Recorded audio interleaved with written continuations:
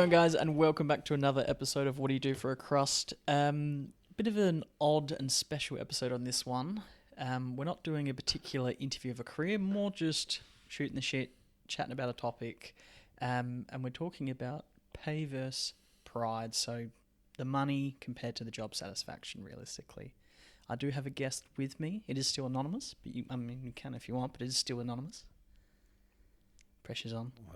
We didn't talk about it before. Well, I think the whole premise of your show is to say anonymous so that people can... Say what they want, yeah. Well, yeah. I mean, I still do, and everyone knows me. Yeah, but you're not talking from your workplace. You're talking as an individual interviewing people from a workplace. That's true. So I think the idea, not that, you know, I've listened to quite a few of your podcasts now. Stop it. All of them, really.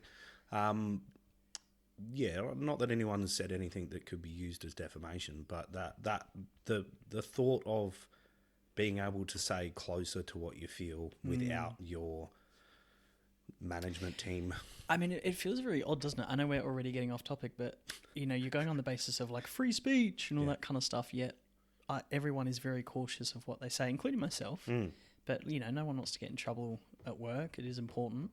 And I think that does circle back to the actual topic of this episode is, you know, the pay is still important. Most of us do have a mortgage, do have dependents, do have bills, want to go on the holiday, want the new car, want the new fridge, whatever it might be. You know, it's fair. Where are you sitting on pay versus pride? I was fortunate enough to go to my job as a stopgap. So, project manager for an equipment hire company. Back for a third time. Thank you to the people for voting. I don't think anyone voted, but I enjoy it. I won't lie, your episodes did get very high. Thank you to listens. all of my family and friends that I told about it. Appreciate that. No, so I'm very fortunate. I came into this role as a stopgap. So where I came from in plumbing, I didn't enjoy that as much at the time. And then I came into this as I'm just going to take a break, and I fell in love with it. So I can say I was making more doing plumbing.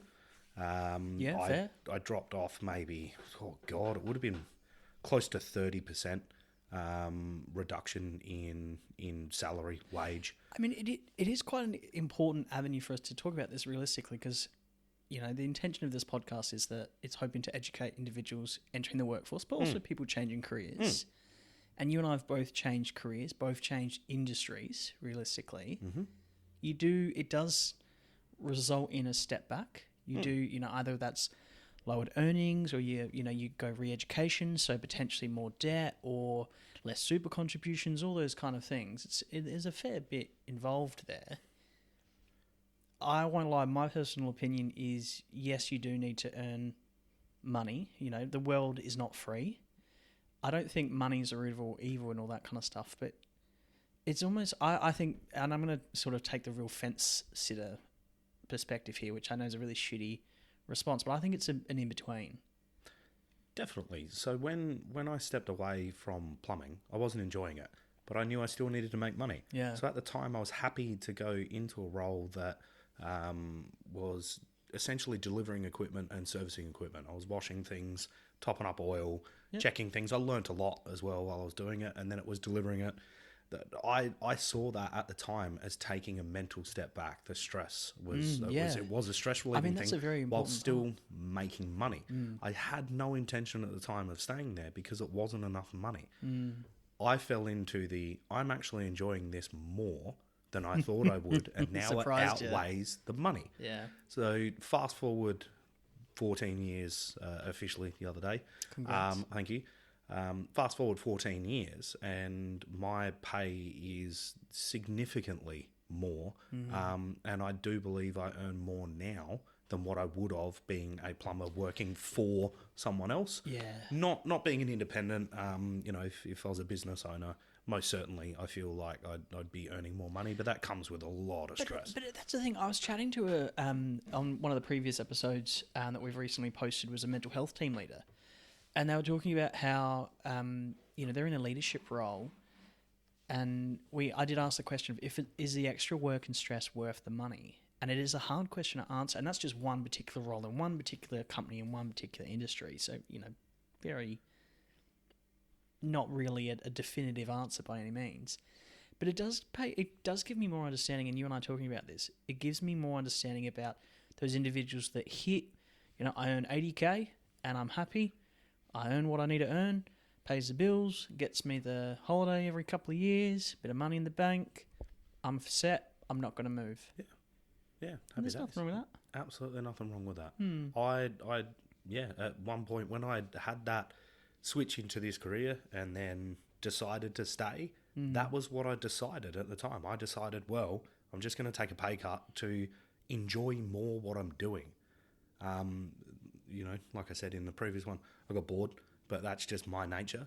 But at the time it was relieving. It was very enjoyable. I still really enjoy my job. I'm in a very, very good place where I feel like I'm balanced at the moment in terms of what I get compensated for working is fair. Yeah. It does come with a lot of other components, like we've already previously discussed. I won't go back into those. But I think it is important. I think you do need to enjoy your work. I've worked in places where you don't like it, and it just wears you down. If you're struggling to get up and you don't want to go to work, taking a pay cut isn't the end of the world. There are things you can do. You put ads on Netflix. You don't drink as much, and all of a sudden you're being healthier. You know, go for a walk. Don't have to. Well, actually, interestingly enough, now that I think about it, when I first started when I changed careers, I moved into a rental property, which was okay. Was a family-owned rental property, so I was getting a very good price. But for the first 9 months, I didn't have internet. And this was at a time when internet was really starting to become a thing. Okay. Not that it wasn't, but it was streaming. Yeah. It was actually sort of like the downloading era. So I remember that at a time in my life, someone got a new phone plan, and it came with unlimited data for the first 2 months. Yeah. How I got around that, because I was savvy, I never downloaded anything. I never illegally downloaded anything. Good. But anyways, I used your unlimited data when I could to pre-download things. And yeah, we racked up a few gigabytes there. Yeah. But that was the sacrifice at the time. It's going to change things. I first of all, I definitely agree. A lot of people tell me, why'd you leave plumbing? They make so much money, and it's a bit of a misconception. I think a lot of people don't really realize, unless you have your own business or unless So I definitely agree with you in that perspective. You're familiar with the theory of the concept of golden handcuffs? No. So the concept of golden handcuffs usually applies to big income earners. So, FIFO is a really big one that's associated with golden handcuffs, or who are those day traders, like those kind of corporate share fellas. And what it is basically is where you earn, or you're used to earning such a high wage that your lifestyle then grows around that. So you get all the toys, you have a nicer home, you take on a bigger mortgage, newer cars, you get the new cars every year, you get the like I said, all the toys, you go on lots of holidays, and you live within your means, and your means has obviously exponentially gone up. So then as the handcuffs part of the golden sort of suggests, when you go, okay, I'm sick of, say, FIFO, and FIFO is a really big example where it applies. You go, okay, I was a digger, a rigger, or whatever it was, and I was earning 180K, and don't get me wrong, they work bloody hard. I'm absolutely going to acknowledge that, and very fair. Yeah. And it's the same thing with people that, like oil drillers and stuff like that, and particularly in America and those kind of things, or, offshore oil rigs. They make so much money because they, live away and whatnot. But they're used to then that lifestyle. And a lot of them, I'll give you a prime example, a lot of them end up being a single income household. So then usually if they have a family, it means that the other part of the family can, stay home, doesn't need to work, those kind of things, and live, a very good, comfortable life. When then that person goes, okay, I'm so exhausted from being away from my family, from working half the year, for working a month on, month off, whatever it might be, they then want to change careers, as a lot of people do these days. Yep. They're stuck in a financial situation where their lifestyle is expected for them to earn that same kind of money, but they can't because there's not a lot of industry similar to, say, offshore rigs and FIFO and that kind of thing. Yeah. Hence the handcuff section. Yeah. And it's that avenue of a lot of people then not waste the money, but probably gamble a little bit more or drink a little bit more and get 10 of the streaming services and all those kind of things, and you get backed into a corner. So then the rounded out the theory is that then you feel like you're handcuffed to that industry and you can't leave, basically. Yeah, I'd circle that back around to the fact that you feel handcuffed to something is that's the pay versus pride. Yeah, absolutely. So that's where that kind of comes in. Is at some point, if a price can be put on most things. Yeah. Your mental health is probably not one of those. I don't think that doing any job to the detriment of your body, your mind, and your soul is a good idea. I get that people have to do it in moments to get ahead, to get in front. They got a goal. That's no dramas, but there's not that intention to be handcuffed, so to speak, to their job. I wouldn't recommend it. I feel bad for people that feel like they're stuck in that situation. But there are things, again, it's like you said, they have a lifestyle. They want the cars, they want the boats, they want all the stuff. They'll go out when they come home. Absolutely. They don't cook at home. Everything's ordered in, or they go to restaurants all the time. Well, if they have a choice as well. They do. So I'd say that they're probably not handcuffed. They want that lifestyle. They choose to maintain that. Yeah. So there are options there. In that scenario that you gave, unfortunately, the partner may have to go back to work. Very fair. You may have to cut a few things out of your life, sell the boat. I spoke about this last time. Cars aren't... depreciating assets. They are a depreciating asset, yeah. It's a reason why I called this episode Pay versus Pride is when it comes to that kind of wage as well, there's a lot of pride that comes from I earn $180,000 a year, or I work 6 months of the year and earn very good money, whatever the figure is. There is the pride that comes to that I do have the toys. My hard work, can be shown by, these things, and we do like nice things. Don't get me wrong. So I think that's why I sort of wanted to call it pride versus pay. Is that it's not just pride in the job that you do, but the pride in then what the positivities of that job then relates to. I've got pride in that I'm a big earner, all those kind of things. So it's a hard step to give up. Yeah, I think the goal is to get that balance, is to, to feel like you're getting compensated fairly for the work that you do, and to do something that you enjoy.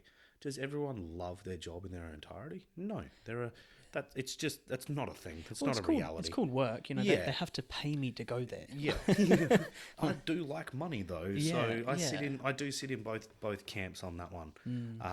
But like I said, I think I'm very fortunate myself. I've worked in a role that was less than what I thought it was. In moments doing those jobs though, as well, I felt like I was overpaid because I was sitting there doing nothing, and you're sort of like, okay, well, in this particular moment, I'm earning money for sitting.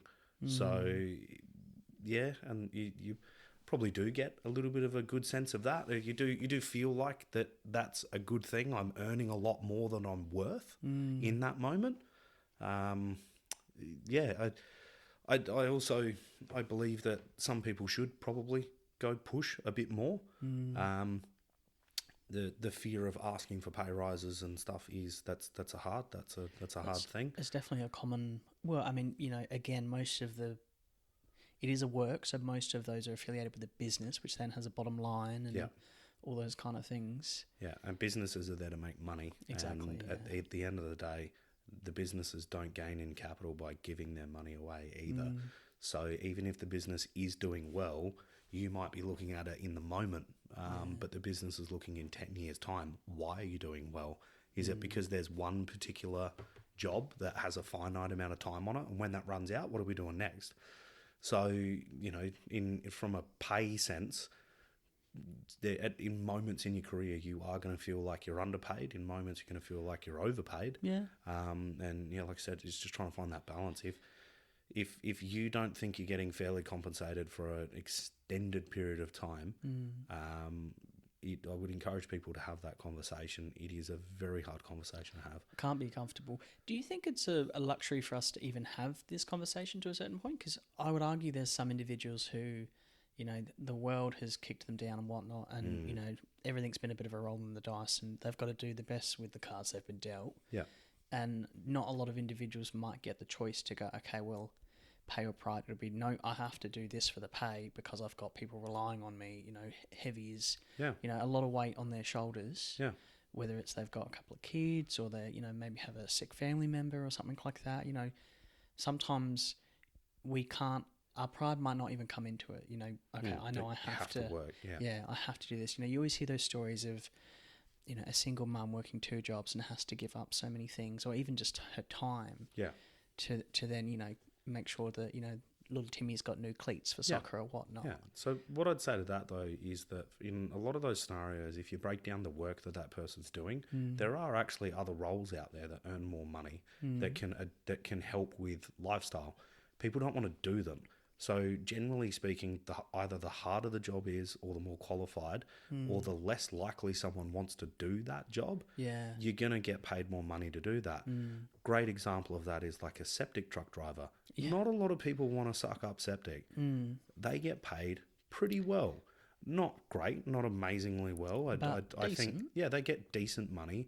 And also in that role, because it involves emergency work, there's opportunity to gain more financial benefit by putting your hand up to say, hey, I'm open Overtime, weekends. to doing that work. So, you know, yes, I understand your point of, okay, there are people that are stuck and they feel like that's all they can do. But, you know, this goes back to changing careers. Maybe it's a bit of a, in that moment, you need to eat your pride to increase your pay, then work on the balance. And then on the flip side of that, there are other things that you're probably getting paid a lot and you don't enjoy what you do. Well, you got to sacrifice your pay to regain some of your pride. So I think the goal is enjoy a chunk of what you do. Once again, you're never going to absolutely love your job, but I think there should be elements to that. You know, a lot of that, if you work in a team and you love the people you work with, that can make your day so much easier. Yeah. Or you could work in a job that you just absolutely have a massive passion for, but your boss is a prick. Well, you don't want to work there. So it ruins it. Everyone's worked with a prick at some point. Maybe I need to change the name of this episode to, you know, pay versus pride versus passion. I'm a passionate person, Ed. And just increase it. No, I definitely agree with you, though. It's a really odd concept. I do find, and I'd love to get your opinion on this. Do you think there's differences in generations around pride versus passion? Because I'm finding, and I am stereotyping a little bit, but that, or sorry, I should say pay versus pride, particularly is that sometimes young individuals aren't willing to put in, not to put in the hours and the hard work, but are, you know, they have maybe higher expectations early on than what is maybe considered. I think about like you and I, when we were apprentices, you know, I've never worked so hard in my life in some avenues. For $7.99. Literally being on a pick and crowbar for, you know, 9 hours a day. You know, I got a half an hour break. Yep. But, you know, in the bleeding hot sun, and that was the job. And, you know, I'm not blaming the company or the plumber that I was with or anything like that. That was the job. I knew that was the job. But arguably, you did the cheaper role because you knew it would lead to a higher paying role. Very fair. It is a pay while you learn role as well. So there is a lot to be taught in plumbing, electrical, any of the trades, automotive. So that is a part of it, is that you do have an employer that has to take you on with no skills whatsoever. You've only got a certain amount of usefulness at the time. Well, you're going to get paid fairly for that. Is it under what you would class minimum wage? Does it feel a little bit like slave labour? Yeah. But it balances itself out later in life. And I mean, don't get me wrong, skills for life as well. I have no single regrets about the path or journey that I've taken. None. Yeah, it is paid for itself tenfold. Can I ask you then, say 50 years ago, do you think pride versus pay or pay versus pride was as much of a factor? Because I think, in my opinion, I think older generations probably, there was, not that they had less pride, but there was less opportunity, which meant that pay was a bigger factor. Way less available to people. You know, just you think about transport. You know, there would have been a time when cars on the road were a rarity.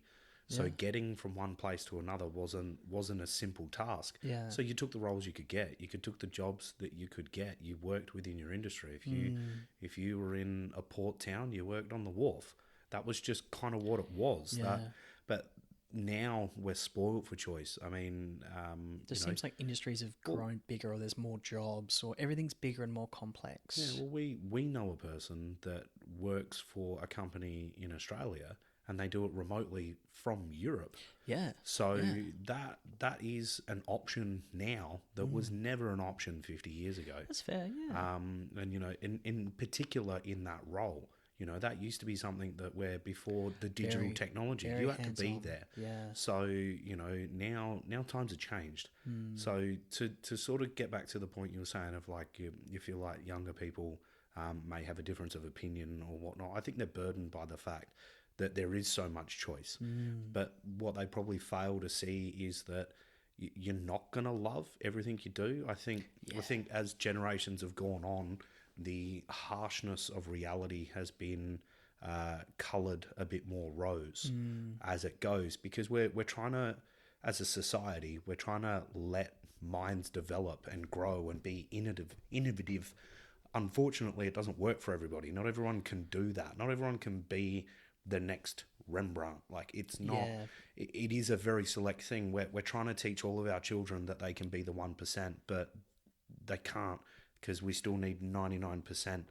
So, you know, if everyone was a savant, no one's a savant. So, like, I feel like there's a little bit to go back to the education system to be a bit more realistic with some things. And I'm not saying that we should squash imagination and goals and dreams. It's more about controlling that.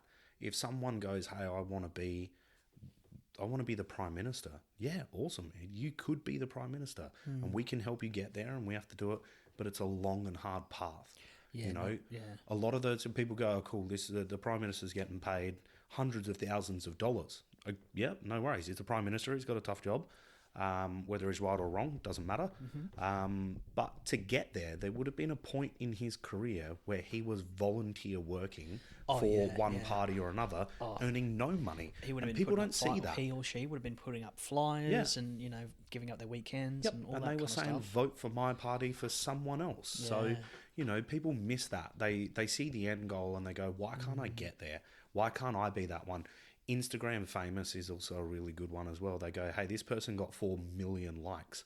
Yeah, but you missed all the stuff where that one photo or that one video or whatever is built on hundreds of thousands of photos and videos that didn't get uploaded, that didn't get edited, that it's effort and the time.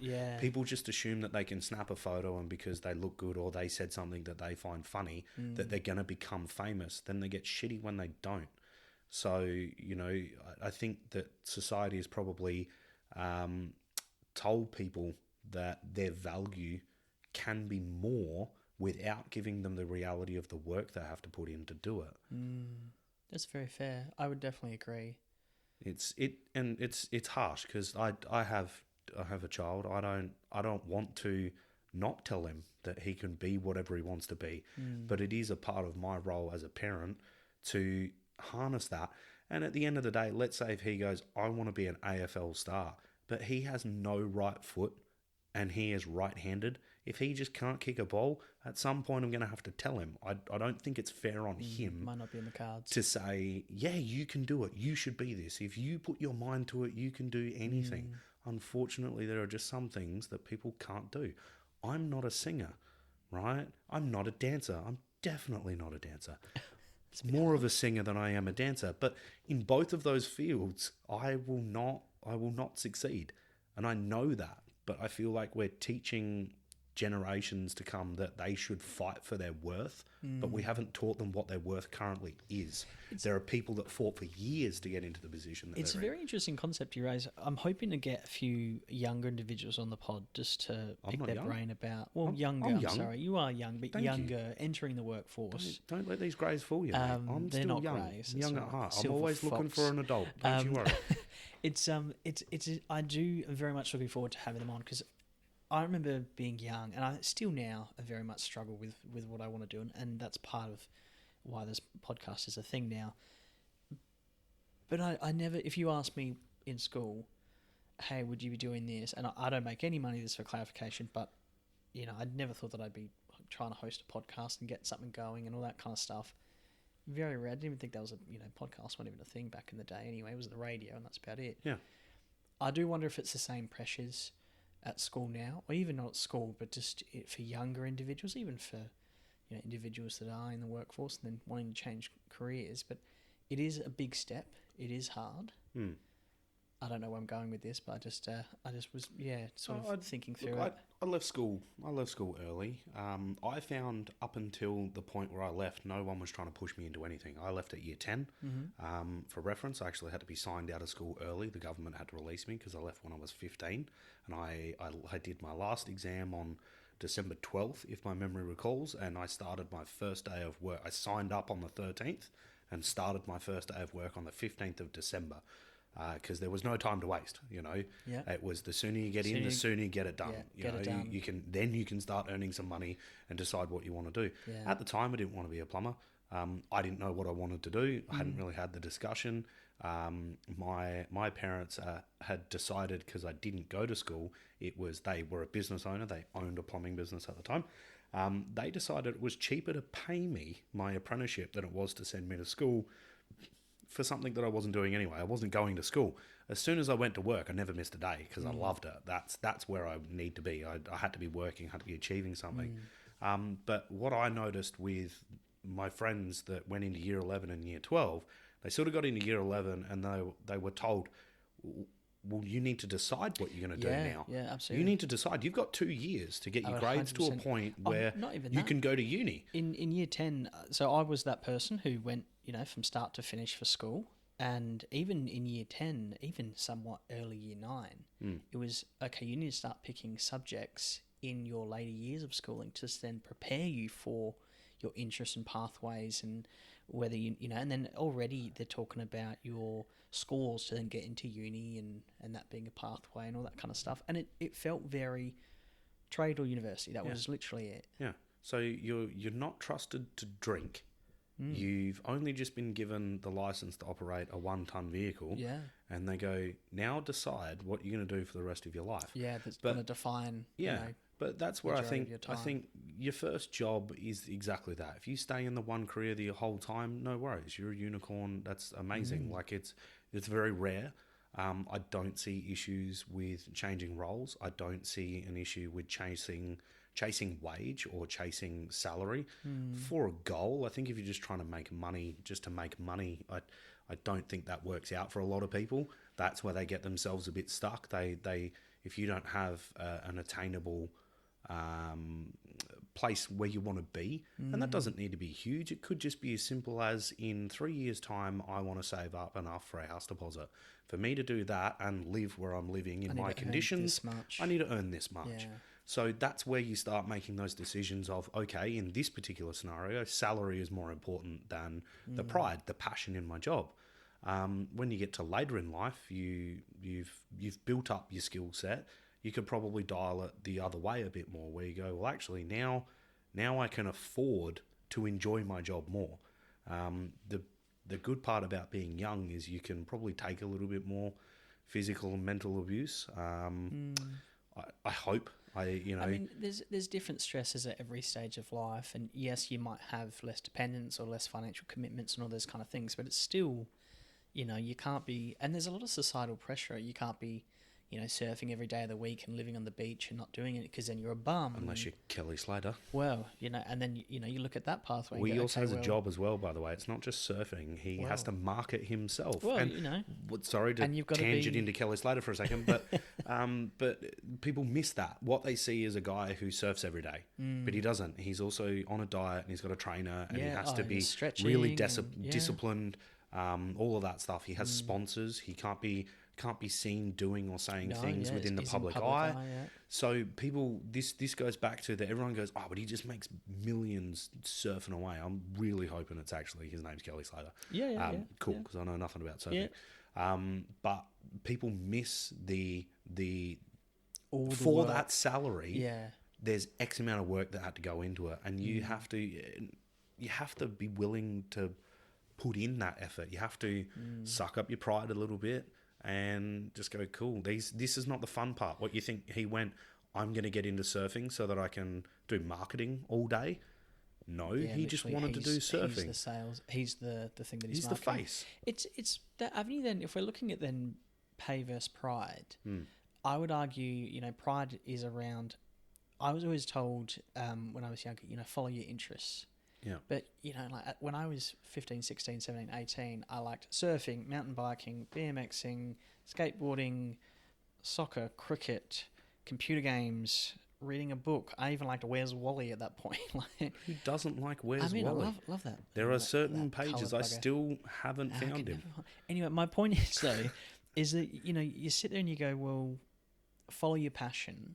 That's all well and good, but I don't actually think, I would argue that Kelly Slater is probably the outlier there. And that a lot of the time you can't make... got lucky. He's in the 1%. Yeah, you can't make a career out of your passion. And not that I'm trying to be negative, but I don't think that's the norm. No, I don't think early days you can. I think early days you need to understand that for you to live in any society, you have to bring in a certain amount of money so that you can live. Yeah. The decisions that you make is, what lifestyle do I want to live? Then you go and find a job based on that. I mean, if you want to, if you want to live a very luxurious lifestyle, you have to be a high earner, and then maybe pride is, a lower category of that pay versus pride. Or if you're not as interested in having a very affluent or luxurious lifestyle, maybe the pride is a little bit of a higher avenue. I can really respect those individuals that say, I've got 2 children, I want to be involved with them, I work 3 days a week. Yes, we don't go on holidays every couple of years or every year, but we go camping. Yeah.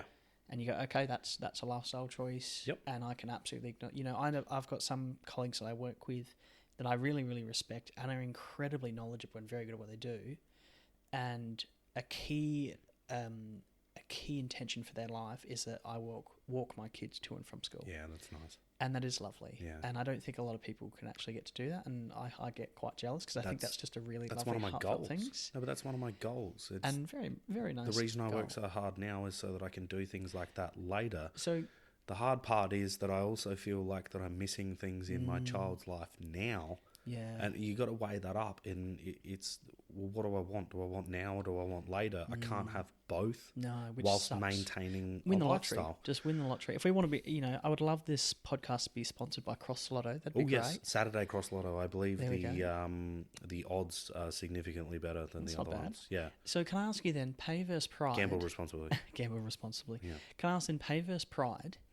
Is that fluctuating based on not just lifestyle, but maybe the point in your life? Yeah. Because I would argue when you were younger, I know you and I used to hustle. We worked quite hard. Yep. We always put our hand up for, overtime, weekend work, shift work, all that kind of stuff, on call. Yeah. You're young, you don't have dependents, you have less commitment, your cash flow is probably a little bit more fluid. You might gamble a bit more and drink a bit more and all that kind of stuff. I have no idea where all of my money went. I know, it just disappears, doesn't it? If I could go back. Mate, I was living at home and I had no expenses, and even as a second and a third year, I was bringing in a little bit more money. For that time, I just don't know where it went. It just disappears. Once again, guys, you read the Barefoot Investor, start putting percentages away, blah, blah, blah. It's a very good starting point to train yourself on how to save money. We're not sponsored by the Barefoot Investor, but if you would like to, reach out to it's almost like what we're do you do for Crust. sponsors. Oh, do you need sponsors? No. I don't know if we're there yet, really. This will be, I don't know what episode this will be, but we're definitely not there yet, but it would be great at episode one point. 13. Episode 13? Yes. Done. Thank you. Easy done. Perfect. So, pay versus pride. Do you think that, say, when your child is older, that pride will be a little more of a higher value and pay will be a little bit of a lesser value? Yeah. Yeah, but also, like you said, that's circumstance. So as things are right now, I have a mortgage. I'm paying off that mortgage.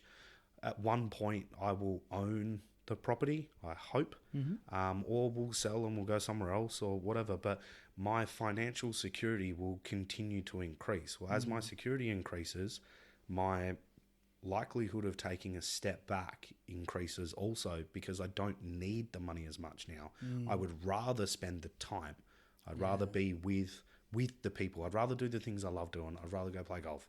I'd rather go for a walk or something that in a very stress-free environment. You know, so I think as you progress through life naturally, you're going to ebb and flow.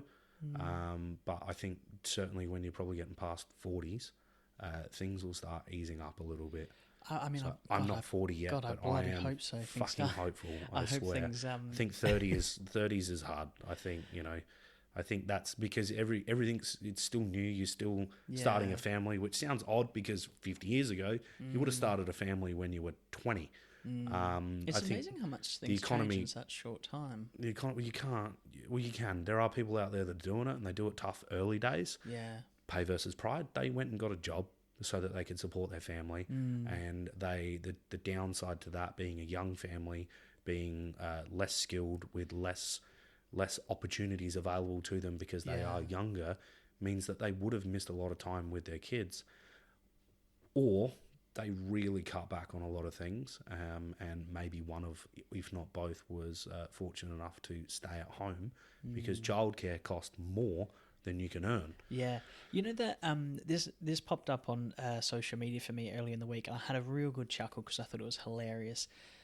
I grew up, not wholeheartedly, but Simpsons was a big thing of my childhood and sort of most people around my age. And there was a post on social media about, you know, for the reference, it's a family of 5 with 3 kids on a single wage, and they've got a 2-story, 4-bedroom home with a basement and 2 cars off of, you know, Homer Simpson being a nuclear power plant, whatever role he has. And you sit there and you go, that seems baffling to me now, how that's physically possible. Hang on. Other than the fact that Homer Simpson is portrayed as a buffoon, a very lovable, funny character who has probably died more times than Tom and Jerry. Yeah. But he is also, his role is the nuclear reactor supervisor. He's the safety. He's the guy that stops the place from melting down. Officer? Yeah. I don't think he's the actual safety officer, but if something goes wrong, he shuts everything down. That role, you would assume. Yeah, is, I mean, it's a cartoon, so we take it with a grain of salt. We don't know what Homer's on. Fair. Did they ever mention? No, I don't think so. But that was it. It made me think to go. You know, obviously this was probably 20 odd years ago now, but when that first show came out, you know, a single wage with 3 children and 2 cars on a 2-story home with a big backyard and whatnot was a standard thing now. In the American dream, it very well could have been. Yeah, and definitely. I mean, now in Australia, you know, obviously our housing has gone up, price of living's gone up. There's a lot of those issues. What I brought this up for was, do you think with the cost of everything, do you think pay is going to start you know, pay versus pride? And to a certain point, we're talking about work-life balance, don't get me wrong, but I'm specifically pay versus pride. Do you think now, in future generations, you know, we're talking about, you see a lot of the time in the media, you know, people can't get a house deposit. Yeah. You know, it's, you know, interest rates are getting increasingly ridiculous. You know, we get a lot of pushback about avocado on toast and all that shit. But, you know, do you think that maybe pay will become a high priority moving forward? I think it has to be. Yeah. Unfortunately, I think we're in that at the moment. I'm really hoping that there's a tipping point because, quite frankly, over X amount of years, cost of living has gone up significantly more than pay. I agree. Yeah. It is hard out there. It's very rough for people. People are getting very savvy. People are doing a lot of side hustles because they have to. Once again, what makes it hard, and I'm going to argue with myself for a second, is that there are roles out there, though, that if you need money, there are roles out there, there are jobs for people that you could do that people don't want to do. That's where you need to eat your pride. There are dangerous jobs, but, you know, like, fishing. You go line, pole caught tuna. Yeah. That's a rough job. Offshore drilling, mining, anything in FIFO, generally speaking. You know, it's all rough work. The reason they pay so much is because they have to entice people to go do the job. So there are options. That lifestyle doesn't necessarily suit everyone. It certainly doesn't suit me. I've always had the option to go to the mines. I'd rather go home every night. That's my choice, though. But for that, I have to sacrifice pay. I definitely agree, and by no means have I had an affluent financial standing, for my entire life, and I'd even argue now. And there were times where I was considering getting a second job because I like earning money, and when I could be, instead of going for a walk at night, I could go flip burgers at Macca's, and it was shit pay, but it'd be an extra $400-500 in there. I'm on a salary, and I'm on a salary that covers me for 40 hours a week. I do anywhere between 60 to 70 at the moment. This is just how the time is at the moment. We're in a very, very busy state. There's a lot of work on, and hey, the sun's shining, so I'm making hay. Like, now's the time to make the money because I can. But I've thought about it. I've thought about going and working at a bottle-o, doing something on the weekend, picking up extra shifts within the branch network itself. But that's the pride in me going, like, I feel like I need more. So I almost think the pride and the salary in that moment goes hand in hand. I know, though, that I need a break. I need time with family. The stress that puts on people around me as well is probably not fair. But yeah, I've certainly thought about getting a second job, and I don't knock people that do. It's people are just doing what they need to do. There's some people I know that absolutely hustle. There's one person I used to work with, and at one point they had 3 jobs. And like, one job was working with me, and I won't mention the industry or the career, but they were working 0.8, so 4 days a week. Yep. Then they had another job that was hospo, so they could work in the evenings. And then they had another job, literally, I kid you not, as like a cleaner, industrial cleaner for a butchery, like almost like an abattoir. So when did they sleep? So, I mean, that's the question there. And obviously, the jobs that they were doing to a certain point, they could probably do them tired, and with a couple of cups of coffee. They weren't operating heavy machinery or anything like that. It was, but obviously work-life balance was a big query there. But the person's mentality was, I've got a figure that I want to get to save. Yep. I'm going to put in the effort now. I'm going to get that house. They wanted a house. Yep. It was an individual. It was a woman who, so like a lot of people would go, a woman working in an abattoir, like she had a strong stomach. You got to do what you got to do. But she was to this day, the biggest grinder I've ever met. Yeah. And I think she was averaging like 4 hours a night of sleep. Yeah. So and one of the smartest and most intelligent people I've ever met. Did she get there? Did she get to her goal? Yeah, she's got the house. I haven't caught up with her in a few years. She sacrificed, but she sacrificed to increase her salary, and that's an option. People can do that. And what's hard, I think if you're at a life stage that allows you to push and to stretch a bit more, I'd encourage it. The thing that you're going to have to understand, especially for the younger people coming through, is you're not going to start on that senior role. You're not going to. You have to start at the bottom. Everyone started at the bottom. It doesn't matter who you are. I think the problem that I have, and not that I'm stereotyping this to younger individuals, but when I was younger, 17, 18, 19, even probably up till 23, I knew best. No one was going to tell me any different. Like, if I told myself now, hey, compounding interest is absolutely your friend, or just do 5 hours extra a week at the bottle-o, at the flippin' burgers, whatever it was. Buy Bitcoin. Why didn't you buy Bitcoin? Get to Domino's, get one of the mopeds and be a delivery driver. Just do that one night a week and put that money aside to something. Like, back then, I would be like, no, I'm going to go buy a carton of beer and go out with my mates. Yeah. We all did that. Yeah. So I don't think it's... And I needed that, though, at the time, I think. My social life. That's your life stage. Yeah. Yeah, you... So I probably had less pay and less pride back then. Yeah. And just generally just didn't give a shit, which makes it tricky, I guess. Yeah. So I don't know, you need those years to mature as well. Yeah, exactly. And I was about to touch on that because, you're saying, well, that's what you used to do. That's not what you do now. And, to ask you in your roles that you've been in, how many jobs do you think you were fairly paid in? Oh, there's a good query.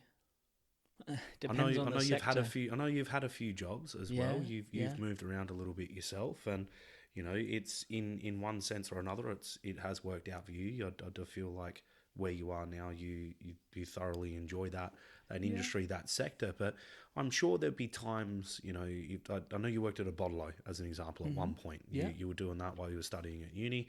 Yeah.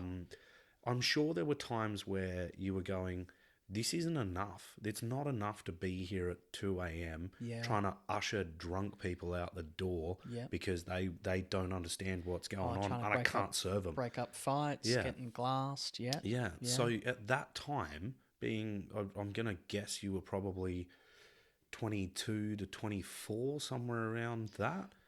Maybe a little bit older, but yeah. But did you think you were getting compensated fairly I'm at the time? a bit of an odd duck when it comes to that, because for me it's about perspective. Yeah. And I sit there and I think, and I say we because I know you being a plumbing apprentice, you had to do exactly this. How hard we had to work for such little money. Everything else that I did was easy. You know what I mean? Like 2 a.m. That is one dealing with burden. drunken. I was like, I'm not touching human feces right now for $6 an hour. I don't have a bloke shouting at me at 40 degrees in the piping hot sun, and I'm very pacey for those individuals that don't know me. You know, I wouldn't say that I had a particularly hard apprenticeship, but I don't think there's you had to pay your dues. You had to pay your dues, but there's definitely not enough respect for tradespeople, because they bloody work hard. And like, I remember blisters and the calluses that I had. They work hard until they get an apprentice, and then they get their apprentice to work hard. Yeah. And don't get me wrong, like, not every day is hard by any means. No, but, some days are good. But when you've done that, Yep. and I think you and I are probably a bit odd in that kind of avenue, because we've seen the other side. But when you've done that, everything else is easy. Yeah. So I I agree with that. I remember finishing my trade, doing that for a little while, and then deciding to leave and go to university. And at that time, I got a job in hospo. Yeah. And that job, from what I did, I thought I was incredibly paid. Yeah. But industry-wise, they would have gone, you're underpaid. Yeah. And I would have gone, well, I get a free beer after every shift. Yeah. Half the time, I normally get free lunch. You're telling me I have to stand under a sheltered roof, and someone comes in and goes, hey, mate, can I get in a carton of... Let's call it Foster's, and that way you could judge them. And you go, what the fuck are you drinking Foster's? Jesus. Fucking, we don't drink Foster's in Australia, by the way. Even being a bartender, just doing my responsible service of alcohol, you just so pulling easy. beer. Pouring beers. Yep. Shooting the shit in a sports bar. Yep. And I remember being like, I could do this as a job. And that I had great pride in that, because it was really quite satisfactory. I had the exact same thing when I changed industries and went into the rental industry, and it was like, you want me to sit in a car? Yeah. And I just drive? And it has Bluetooth? Yeah. How good's this? My own music? Yeah. I'd have the tradesman shouting at me that I've put on, Nova. All I have to do is not get angry while I drive from this one place to another place, and you're going to pay me by the hour to do that. It is crazy. Yeah, and you're sitting there, and you sit. I remember we had D22 Navaras, and they were bench seats. Yeah. They were fucking horrible to sit in.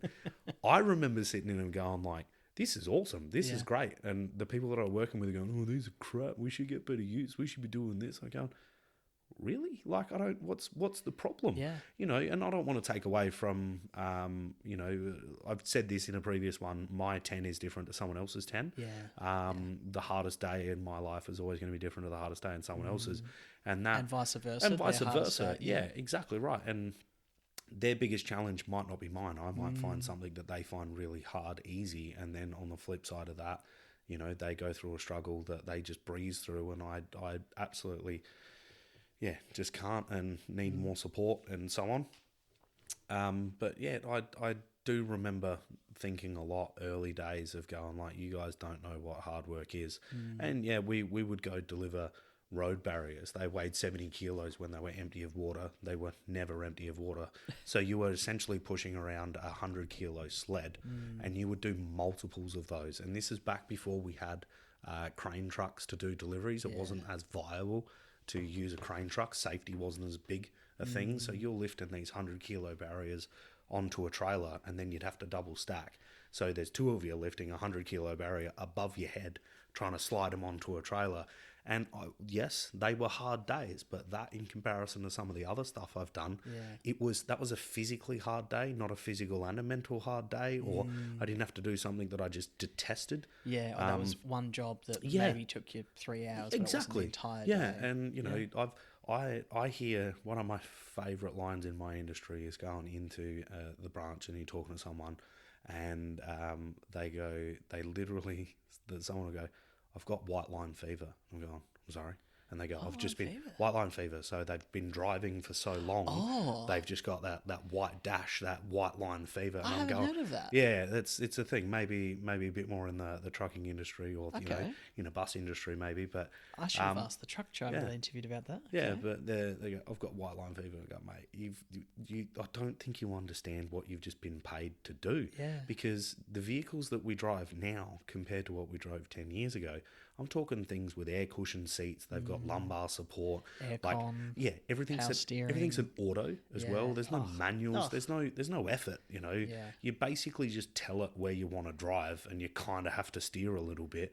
Like the technology is so good. Yeah. And once again, that was a hard day for that person in that role, and that's what they're getting compensated for. So, And I can understand sometimes, not that I'm saying that's monotonous, but sometimes, repetitive work can be quite taxing because it's not stimulating. Yep. Fair. Not taking away from that person or these people's challenge. It's just for me, I struggle to relate to that because of what I do involves none of that whatsoever. That sounds like a dream day to me. Yeah. And I have had those moments where it's, you got to pack up what you're doing and you just got to go grab this piece of equipment and take it to there. Yeah. And I relish those moments. But that's because the job's different. So on the flip side of that, people look at my role and they go, all you do is drive from site to site and drink coffee all day. No, that's not what I do. There's always more complexities. But that's what you see in People, the same. Yeah, but never in the see same the same sense, as out as what's looking in is never the same. yeah. But in the same sense, Yeah. I look at them and I go, "You just sat in a car or a truck all day. Yeah. Like, come on, mate, it ain't that hard." Now there's cranes as well. Yeah, but it is though. Like you said, it's just funny. You really can't compare unless you're doing the job and stuff like that. It is an interesting one. I take quite a bit, sticking to that pay versus pride, I take quite a lot of pride in that I know that I've worked hard. Not just in my day-to-day now, and my role is very different compared to plumbing, but I take pride that I finished an apprenticeship, that I did hustle, that, I've upskilled myself and all those kind of things, but I know that no matter what I do, it's kind of built me a bit of resilience, I think. So even, for those listeners, and I don't know who'd be listening, but I'm hoping a few. Tell your friends. Tell your friends. Yeah. If you are considering a trade, yes, I know this current episode is 2 tradies who are no longer tradies. Yeah. But I have no regrets because that built me so much resilience, and I have so much pride in the fact that I got through it, that I did it. It's given me life skills, but I have pride that everything is easy now. Yeah. There's nothing that I remember getting home covered in shit or physically covered in shit or piss. Yep. Sorry, bit of vulgarity there. Yep. But being so tired that falling on my bed and then 2 minutes later I'm asleep in my work clothes. Yeah.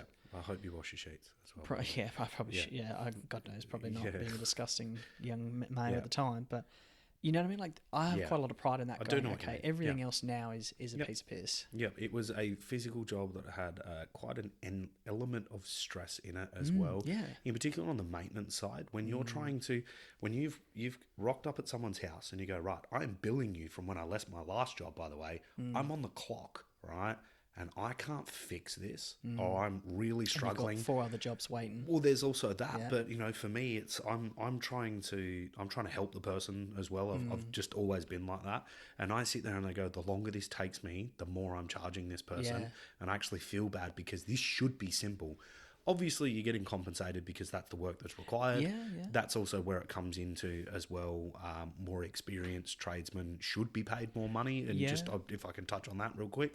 Because you're paying for their years of experience, they were obviously going to get something done a lot faster than someone who's new to the industry, and you pay for that. I definitely agree. You pay per job, not per hour. We talked about that with the on the electrician episode where he had a very impressive resume with a lot of accreditations, and he'd done a lot of upskilling and a lot of additional courses. Enjoyed that episode. Actually. Of course, he's going to thank you. Yeah. Of course, he's going to charge more. Yep. He's got 3 should. decades. And like he said as well, he goes, it actually depends on what the job is. Where if it's something that someone who's qualified, who's already been out to have a look at it, and they're struggling and they can't do it, clearly this requires a higher level of Yeah. skill set. So I'm going to charge based on what I'm worth at the time. Very fortunate to be in a position that he owns his own business and he has the availability to do that. But that's what salary is. If you, and I go back to, if you feel like your worth is more than what you're getting paid, you should have that discussion. I would put an asterisk on that. Some people believe that their worth is more than what they're getting paid when they don't fully consider all the complexities to it.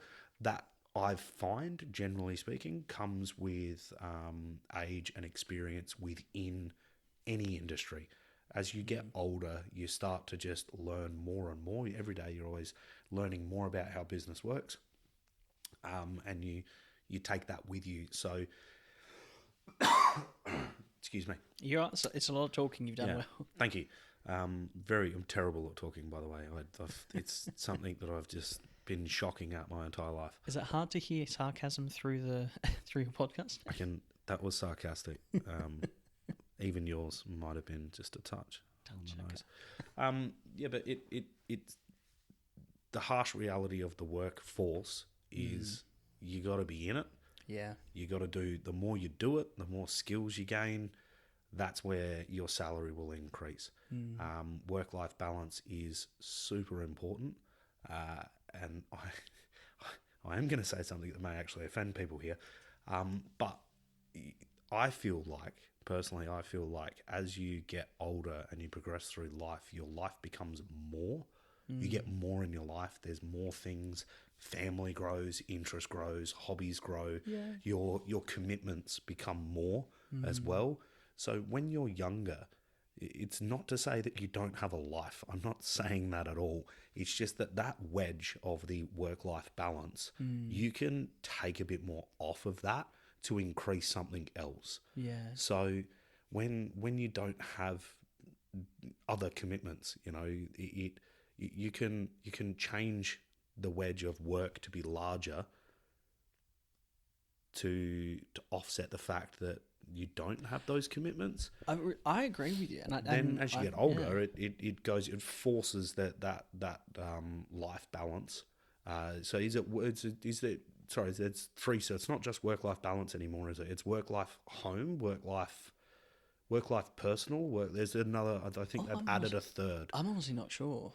So, and either way, it ties in. It's because it's work life family, something like that. Everyone, if you talk to anyone in anything, 99.9% of people are going to say what's important to them is family. We do a lot of these at work, and they go, right, why do you come to work? And it all boils down to you come to work so you can spend time with family. Yeah. You want to be safe at work so you can go home to your family.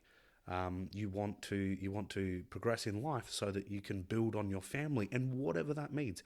If your family is literally it's you and your pet dog, that's your family. You don't have to be blood related. It doesn't even have to be another person, but that's your family. Friends can be family as well. So I'm not saying that you have to have a wife and children or a husband and children or anything. You don't need the picket you don't need the picket fence to have a family. But that's what's important to people. People, the thing that people hold the most dear to them, they consider that to be family. So, yeah, there is, I think it's work-life family balance now. I can't remember. Feel free to leave a comment in the podcast and tell me I'm wrong. Hopefully we'll get some responses to what it actually is. I used to work with an older gentleman who has since retired, and there's always knowledge in those individuals that have been, working for 50 plus years. And I'm going to butcher the quote, so please forgive me, listeners, but it was something on the lines of it was not like, you work to live or you live to work, but there's two pathways that you can take. You can either pick a career that affords you a lifestyle that you want, but then you don't have any time to enjoy it. Yeah.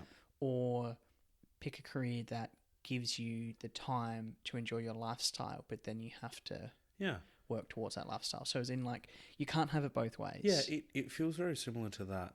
Have you seen the one where it's like you've got time, money, and speed, money, and quality, and you can only pick two. If you want it to be good quality, then it's going to cost time and money. Yeah. Yeah, it feels very similar to that of like, unfortunately you can't have it all. It Yeah. is very, very rare. It's What is not that? a reality. It's not. If you want quality and Yeah, if you want quality and fast, it's going to cost money. If you want quality and cheap, then it'll take a long time. If you want it to be done fast and cheap, you're going to lose quality. I really like that because Yeah. I think it is so true. It's very fair. It's applicable in, I would argue, every Most case, things. Yeah. In very, very extreme or rare cases, what I'd say you can have all three. Or you are going to have a sense of all three of those, but you're changing the percentage you're putting into them. I think it's the same as well with your work. If you want a quality job and you want the time to spend at home, well, you're going to have to sacrifice the money. That is fair. If you want a job that pays lots of money, you have to sacrifice the time. You have to sacrifice the time. So, it's hard out there as well, though. I don't want listeners to walk away. In particular, the younger generation coming through. You got to start somewhere. You're not going to be the highest paid person walking in. I also would like to put another thing on that. Just because you've been to university doesn't make you more important, or more hireable than someone else. Unfortunately, a lot of people have been to university, and the ticket gets you the wicket, which is not the case. No, well, the people that you're going for those jobs in those roles that you've studied for, just like everyone else studied for, as opposed to you're not going for the plumbing job where you don't need to have a university degree to do it. A university degree doesn't mean anything to a job that doesn't require it at all. No, it doesn't. It's only applicable for those jobs.